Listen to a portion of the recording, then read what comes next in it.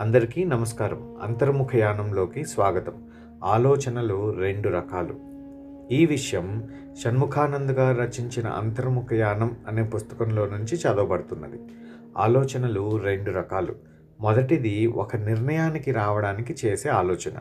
ఇవి సంకల్పం చేత చేయబడేవి, స్పృహలో ఉండి చేసేవి, మన నియంత్రణలో సాగేవి.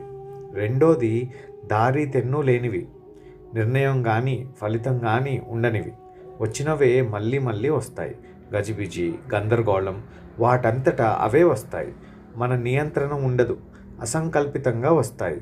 మీరు రెండో రకమైన ఆలోచన పర్లా అయితే వెంటనే ధ్యాన సాధన చేయండి. ఈ విషయం కనుక మీకు నచ్చినట్లయితే ఈ అంతర్ముఖయానం అనే పుస్తకం మరియు షణ్ముఖానంద్ గారు రచించిన మరో పుస్తకం నేటి సమాజానికి బుద్ధిని ధర్మం, ఈ రెండు పుస్తకాలు కావలసిన వాళ్ళు 9848368290కి పుస్తకానికి 240 చప్పున ఫోన్పే కానీ జీపే కానీ చేసి వాళ్ళ అడ్రస్ కనుక అదే నెంబర్కి వాట్సాప్లో పంపిస్తే నేను వెంటనే స్పీడ్ పోస్ట్ చేసి మీకు ఆ డీటెయిల్స్ పెట్టగలను.